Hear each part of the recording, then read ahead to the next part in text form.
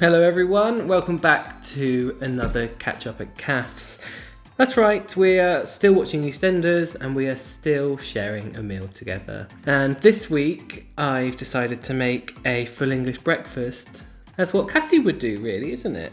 Yes, it is vegan before anyone asks. And also, I had a few comments last week saying you were a bit worried for my mental health because I was eating out of a baking tray.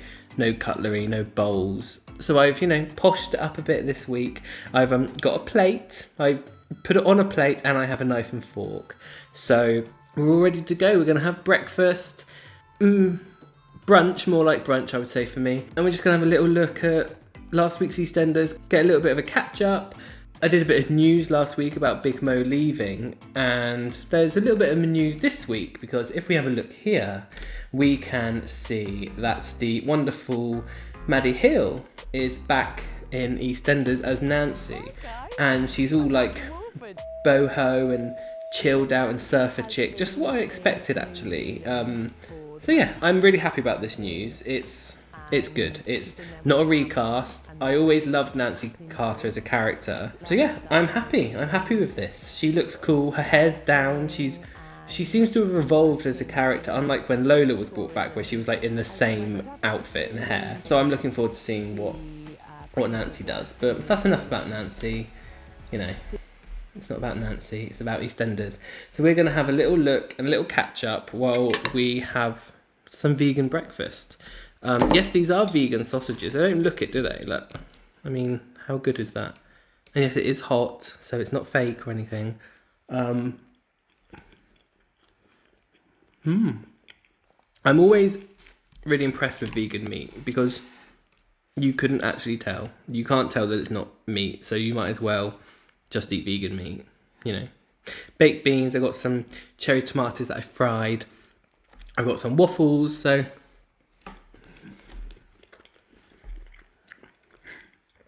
Maybe this was a mistake. Let's go.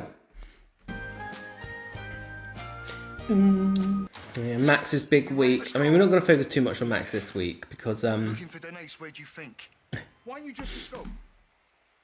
Denise is missing everyone. This is what made me laugh. We'll focus on Max next week because it's his last week. This week he was a bit moody. He was a bit mean to Amy, and then he saw a clairvoyant about Abby. It was quite good scenes, but we'll focus on Jake Wood next week, I think. Denise is still kidnapped. It's been one night, I would suggest, and it really made me laugh because you see her huddled up in here, and then a bit later, and you just see her just casually walking through Walford, and it's she looks like she's been on a 4-week bender for how disheveled she is, and she's not talking to anyone, and it's okay, but we didn't see her get released or anything. So I'm a bit upset by this. Mom.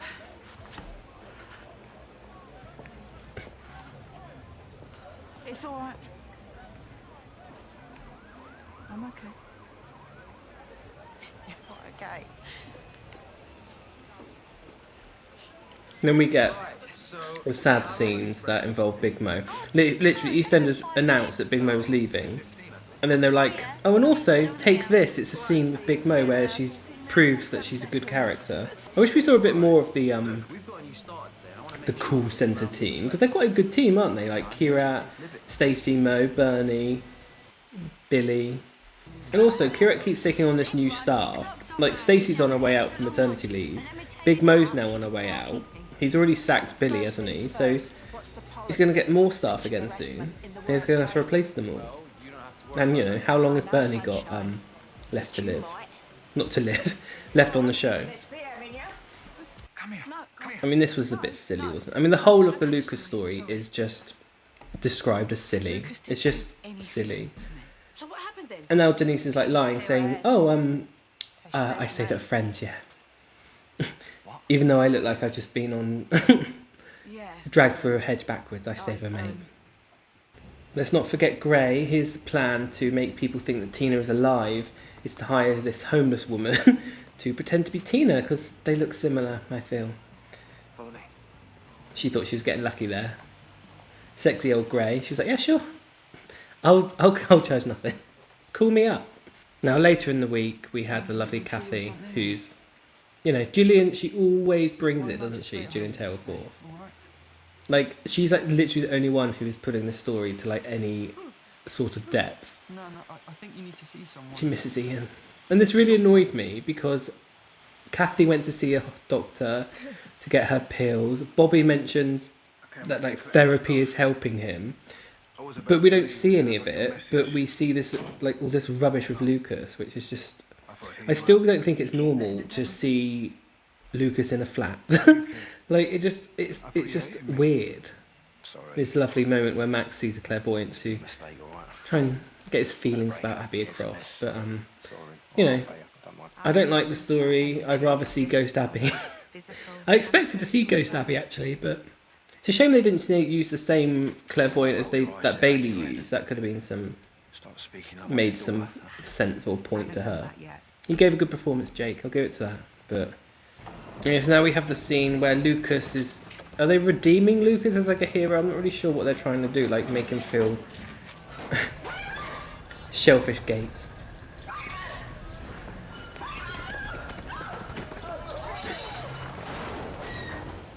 Iconic. What stunt was better? That we just witnessed, or the Mel and Sharon car crash? It's okay, I'm here.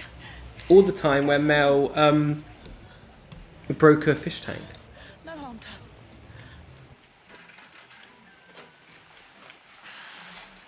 Well, I thought that doctor was really nice. Seem to get younger every time I go in there.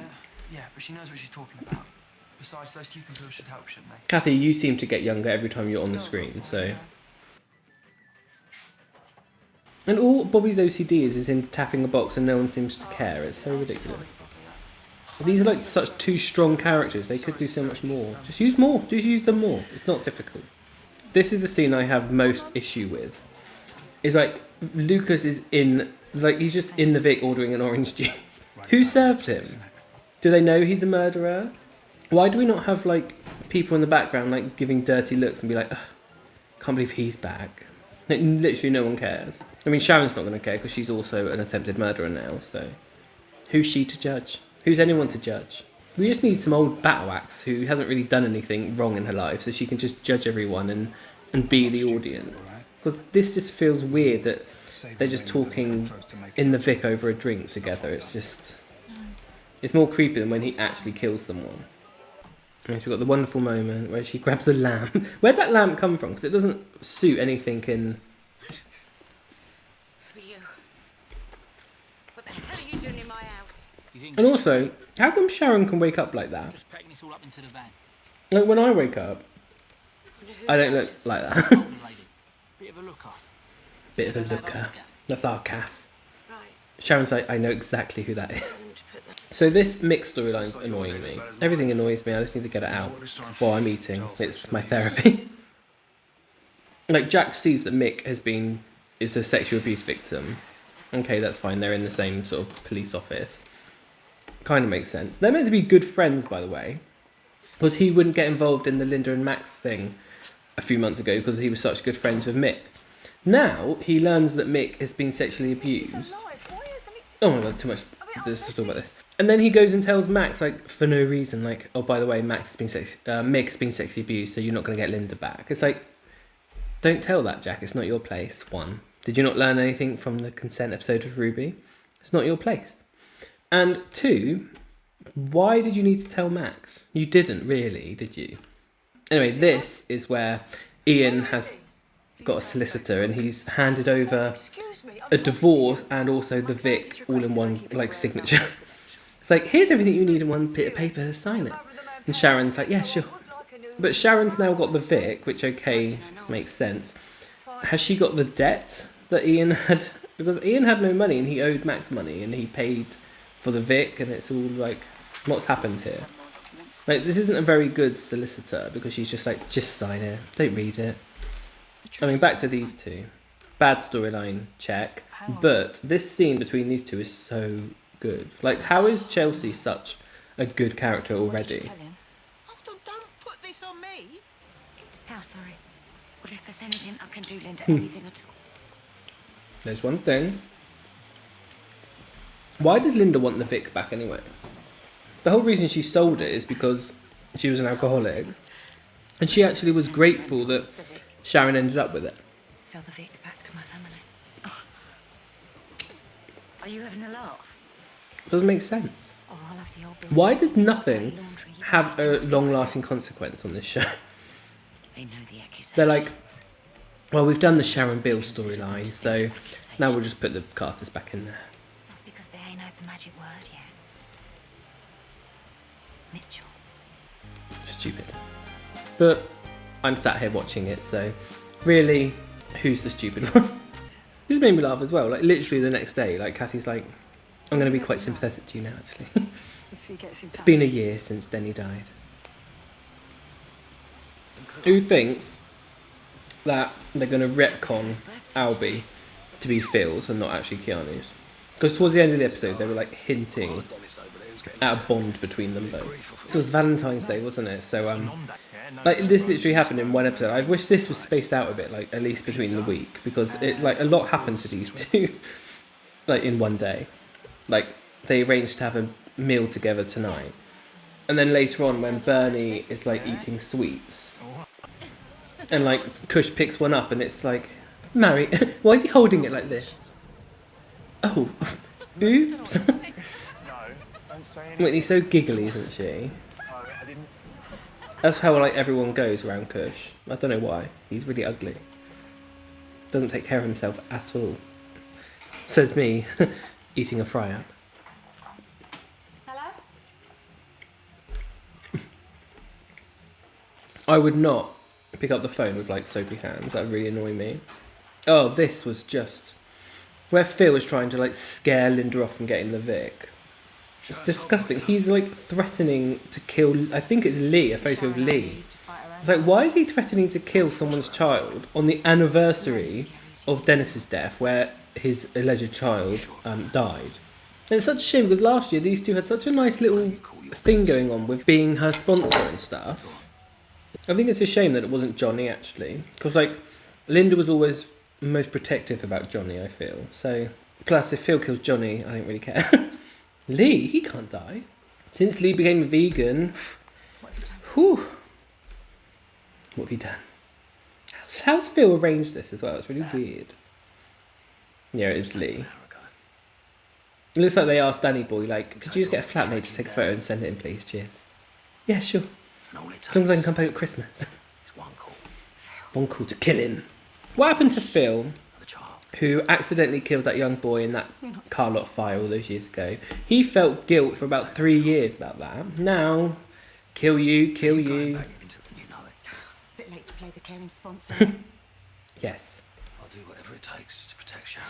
but not you. You're not protecting Sharon. I'm your sponsor, but I'm not Protecting protecting you. yourself.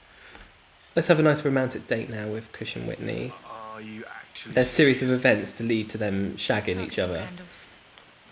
Is now the electricity's off. Their pizza they bought had like a heart in it by accident. He's trying to tell us something. The universe is trying to tell them something. 2 hot singles. I feel like I'm like invading their private space with these camera shots. I feel like I'm on the sofa next to them like, why are you looking at me? Should we listen to the tingling down below? Oh, green screen kiss.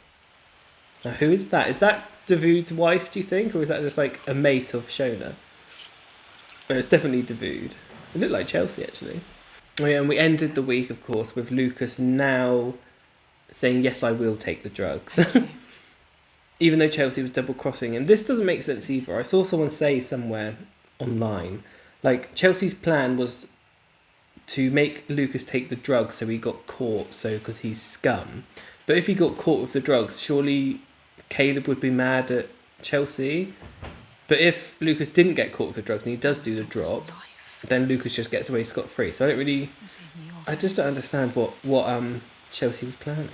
I hope this is like the end of this storyline now, because like I hope he just gets caught with the drugs and then just goes back to prison. It's just been a bit like a meh. I just want Chelsea and Denise drama, like not Lucas. But yeah, it was an alright week. Again, as usual, the beginning was better than the end for some reason. I don't know why, but you know.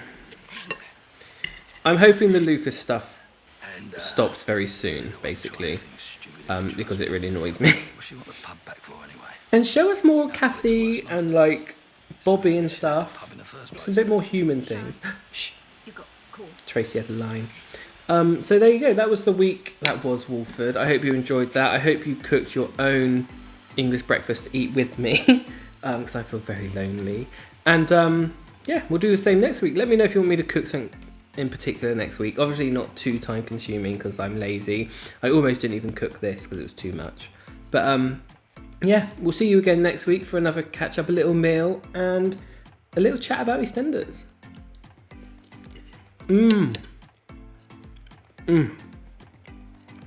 Those cherry tomatoes.